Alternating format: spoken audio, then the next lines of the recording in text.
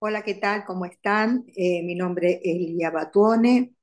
El teórico sobre el cual vamos a hablar en el día de hoy es sobre instituciones. También va a haber una segunda parte. Vamos a continuar con el tema instituciones, pero más específicamente sobre lo que significa la implicación y la sobreimplicación. Podríamos decir que todos nosotros sabemos lo que es una institución, porque vivimos en una sociedad atravesada por lo institucional, ¿sí? Eh, Podemos decir que la primera institución es la familia. Entonces, desde que nacemos, ya vamos teniendo un conocimiento de cómo funcionan las instituciones, ¿no? Cada institución va a hacer que incorporemos reglas, normas, valores, pautas de conducta, ¿sí? Eh, y no hay que perder de vista que fueron creadas por el hombre, ¿sí? Y desde ese lugar entender que toda institución, ¿sí? Es una construcción social, ¿sí?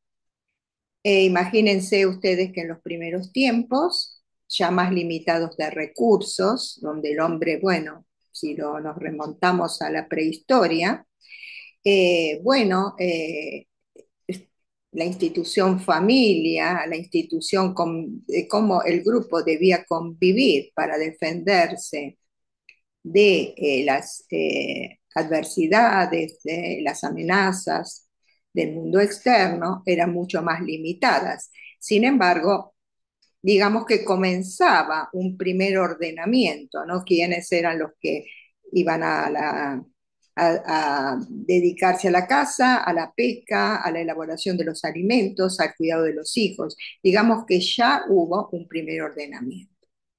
Entonces, en este concepto de lo biopsicosocial, porque es eso el ser humano, un sujeto biopsicosocial está atravesado no solamente por lo biológico, ¿no? Sino también por lo psicológico y por lo social, es decir, construye, ¿sí? Su eh, identidad, sus modos de ver la vida, lo llamada subjetividad, a través de esta relación entre su organismo, su psiquis y el mundo exterior. Y de esa forma va a ir construyendo esa realidad, ¿sí?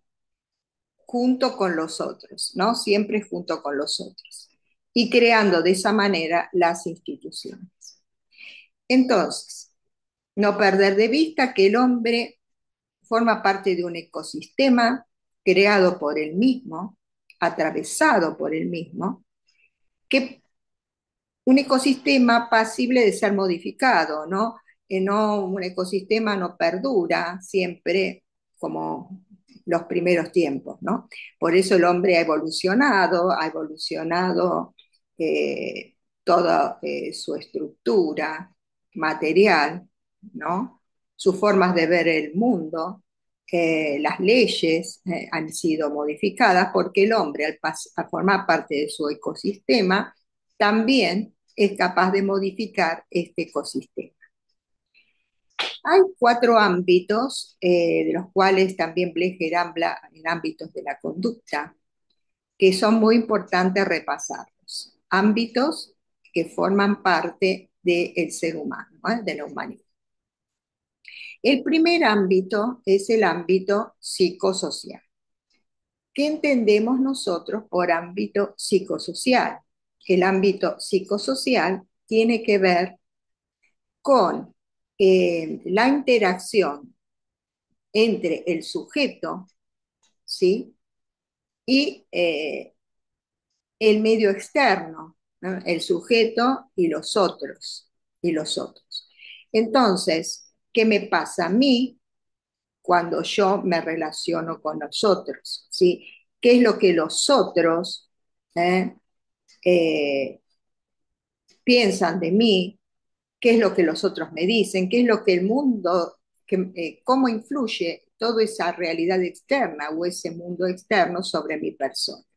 Entonces, en un grupo es qué le pasa a este sujeto en relación con ese grupo, cómo mi individualidad, mi subjetividad es influenciada, atravesada por el grupo y cómo yo influyo sobre mí. Eso tendría que ver en primera instancia con lo llamado eh, ámbito psicosocial, ¿sí?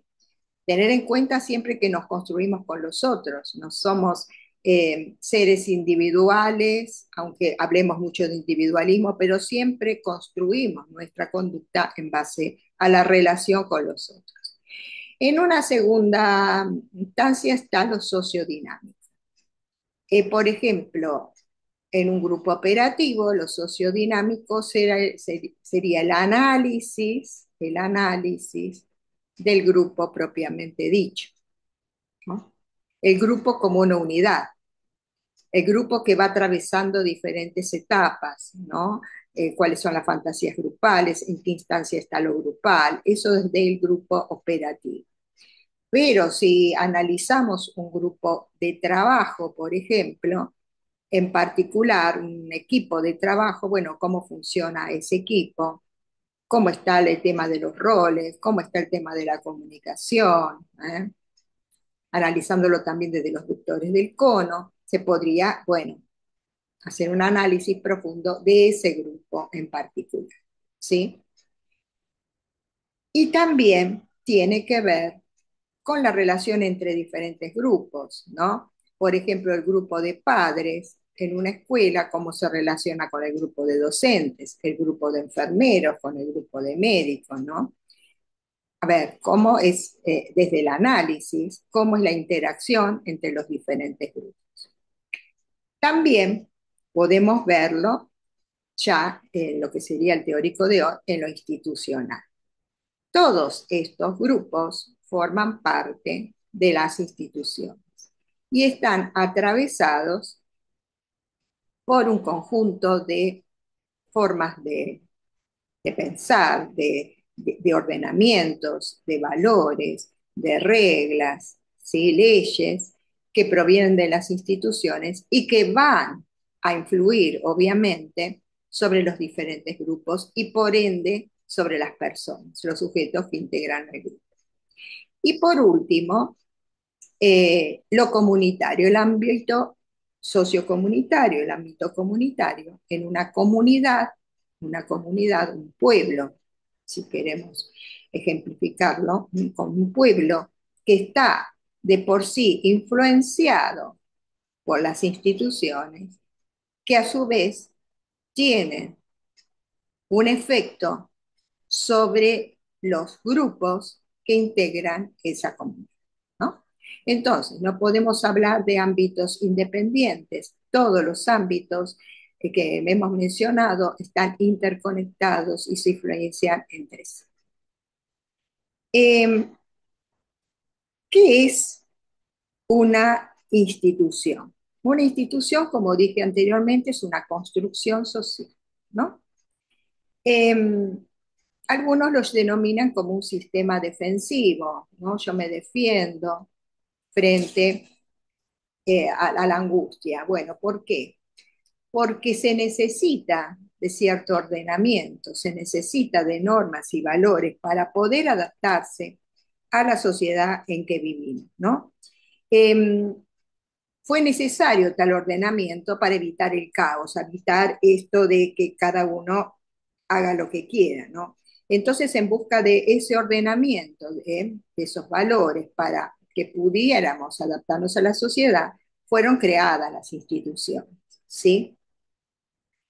Eh, entonces, va a decir Freud que el niño y la niña van a ingresar entonces al mundo de las instituciones, de los valores, de las reglas, ¿sí? Desde el momento en que atraviesa la fase fálica o edípica, ¿sí? ¿Recuerdan? la fase fálica edípica, donde ya están con una madurez apta para entrar al mundo de las reglas. Bien, eh, las instituciones van a tener dos partes, una parte material o física y una parte eh, que llamamos simbólica, porque vas mucho más allá de lo material, ¿no? Lo material no solo en términos de edificios, sino en términos también de normas, valores, hay una parte abstracta, hay una parte muy simbólica de cómo la institución o cómo miramos nosotros, qué tipo de vínculo tenemos nosotros con las instituciones. Quería nombrar a grandes pensadores de las instituciones, como Fernando Ulloa, del cual vamos a hablar mucho, Cornelius Castoriadis, que es, bueno, nació en Turquía, ¿no? Fernando Ulloa es argentino, psicólogo social. Castoriadis es el que va a introducir los conceptos de instituido e instituyente. René Leroux nace en Francia, es sociólogo y educador.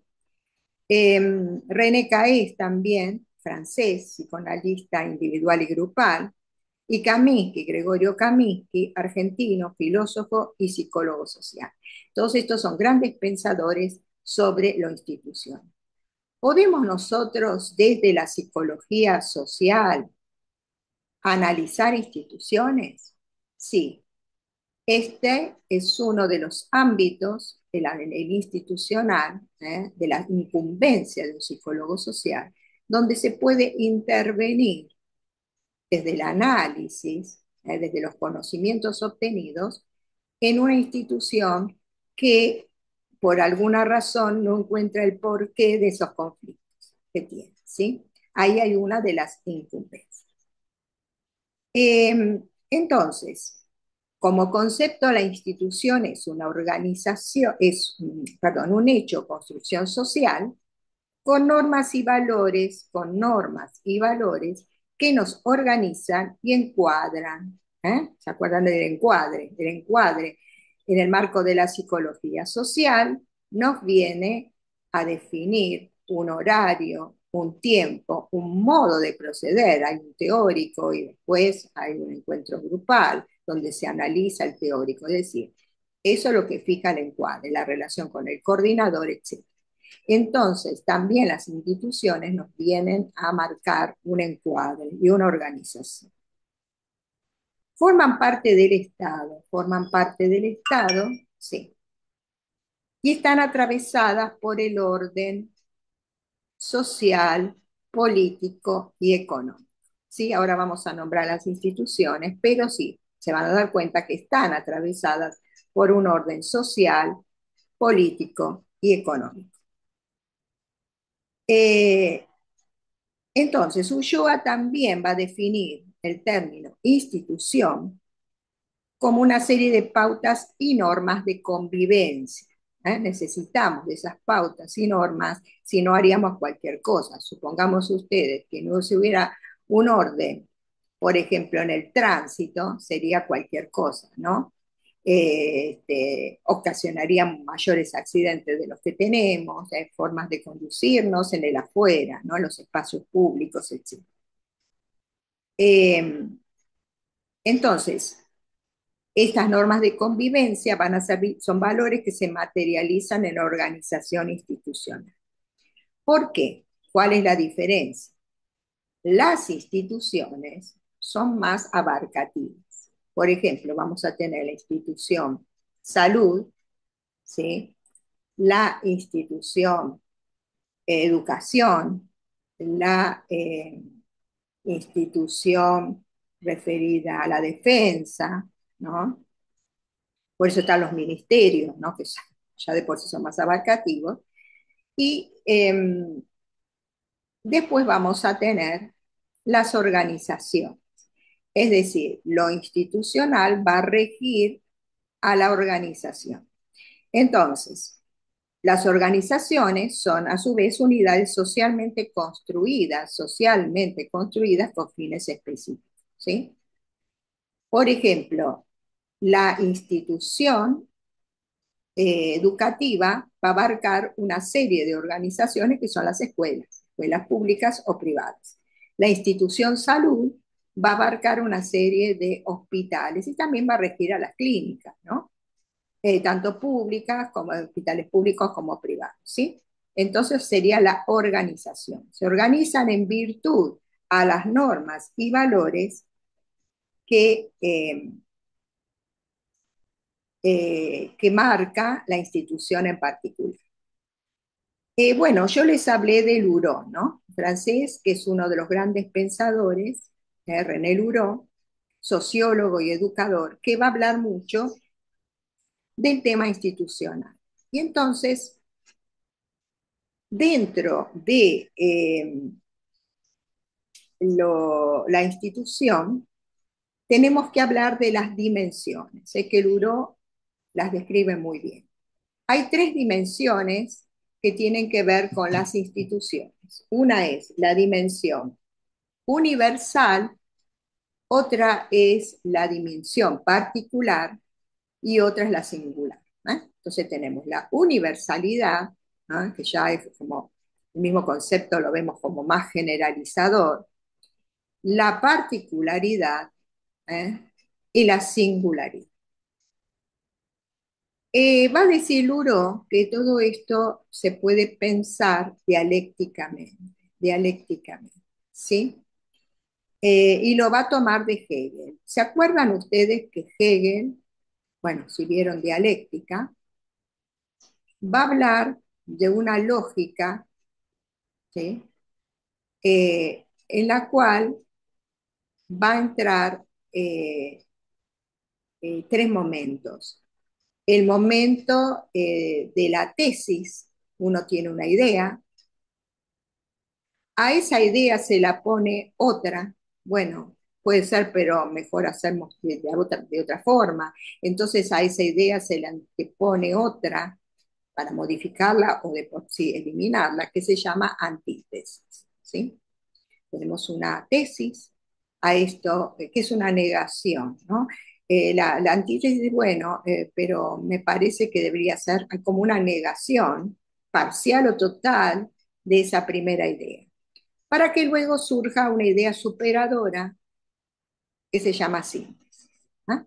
Tenemos una tesis, una antítesis y una síntesis. Entonces dice que habría que pensarlo, el tema institucional, desde esta dialéctica hegeliana. Hay un momento que es universal, un momento que es universal y que él va a decir, relacionarlo con lo abstracto, que es una abstracción, ¿no?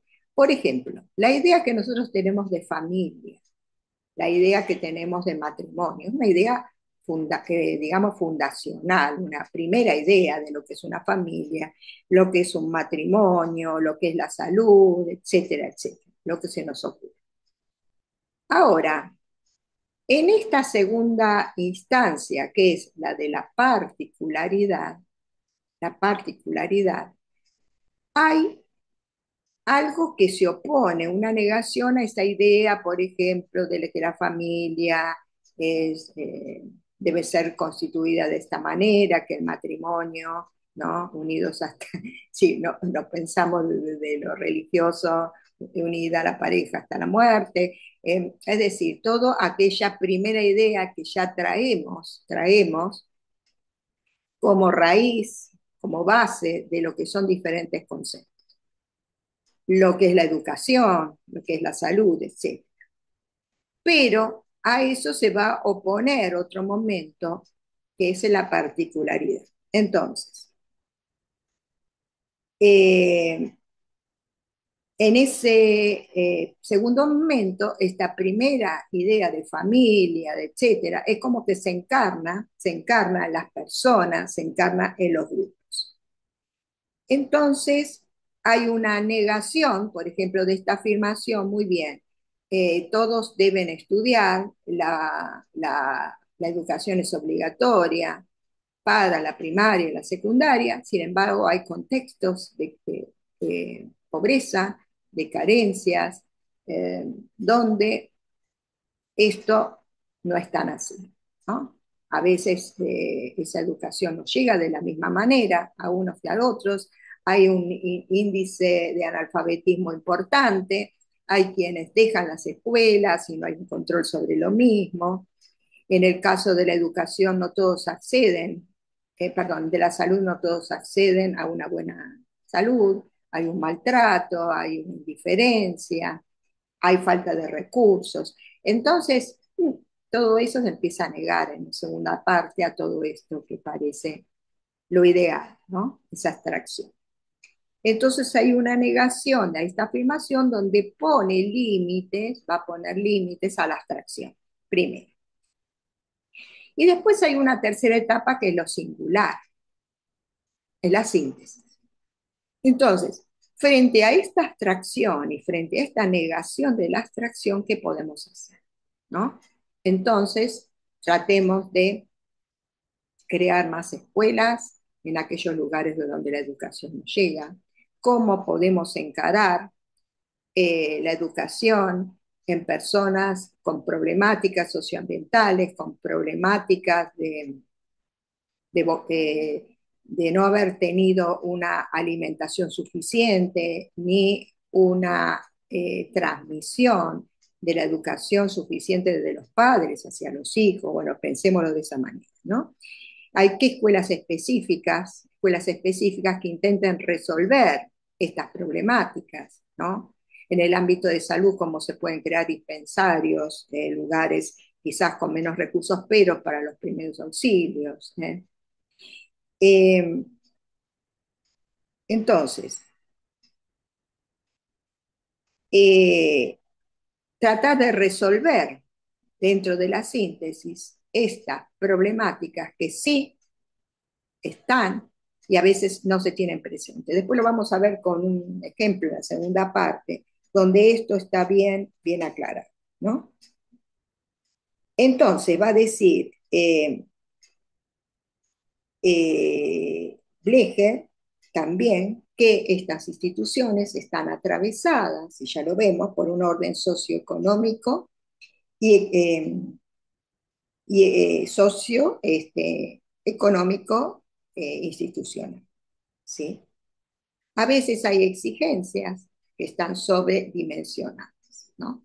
Sobredimensionadas. No se tiene en cuenta el lugar, no todos los lugares, no todos los ámbitos son iguales. Entonces hay exigencias sobredimensionadas sobre los roles también, ¿no? Una cosa es la teoría y otra cosa es la práctica, ¿no? Lo que se espera del otro que haga y también las posibilidades que el otro lo concrete. Bien, entonces, tener en cuenta todo este atravesamiento, tener en cuenta que toda institución no es, las instituciones no son inmutables, ¿sí? No son eternas, y eso lo hemos visto a lo largo del tiempo.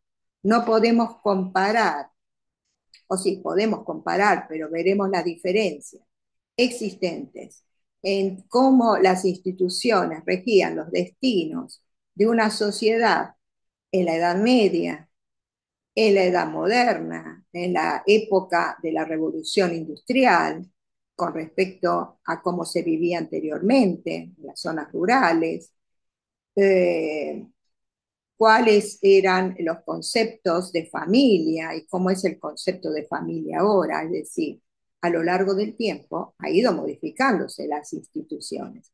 Entonces, desde ese lugar tenemos que verlo como algo que no es eterno y que son pasibles de ser modificados, ¿sí? Eh, entonces, va a decir Ulloa, la institución es una dimensión social. Está la institución, va a ser una diferenciación entre la institución en sí misma. La institución en sí misma es una institución con valores, con normas, con pautas, reglamentos, etcétera. Por un lado tenemos eso, la institución en sí misma. Y la organizacional que ya es la parte física que obviamente tiene que implementar todas estas normas, valores, etcétera, etcétera, pero ya dentro de un lugar específico, una escuela, un hospital, ¿no? Etcétera. Eh, Ulloa también, sería importante nombrarlo, no solo psicólogo social, sino fue discípulo de Pillon Rivière, o sea que tomó mucho también de su teoría, ¿sí? Eh, También va a ser una diferenciación Ulloa dentro de las instituciones de las personas, instituciones que tienen que ver con las personas que trabajan, ¿sí? O sea, en una escuela, en una empresa, en una fábrica, etcétera, etcétera, tiene que ver con lo laboral en sí, ¿no? La institución del Ministerio de Trabajo regula normas y valores sobre las personas que trabajan. También tienen que haber otras instituciones que están relacionadas con el tema salud. Y dentro del tema salud vamos a tener eh, las personas que trabajan en los hospitales, por ejemplo, ¿no? En una segunda, en esta clasificación, están las personas, todas las instituciones que abarcan las personas, no, las primeras serían las que trabajan, también en una institución de salud, pero la segunda es las personas sanas o enfermas. Entonces ahí ya tenemos que ver con que eh, el Ministerio de Salud va a regular todo el tema de cómo manejar, qué normas y reglas se van a implementar sobre las personas sanas o enfermas, ¿no? Relativo a la salud. Y en una tercera etapa, o sea, en segunda área de esta clasificación, serían las instituciones dentro de lo recreativo, ¿sí? Todo lo que implica el deporte, colonias de vacaciones, juegos, etcétera. Todo lo lúdico, el arte, bueno, todo lo que tiene que ver con lo recreativo, ¿sí? Esa clasificación. Bueno, vamos a seguir en un segundo video con continuando esta clase de institución.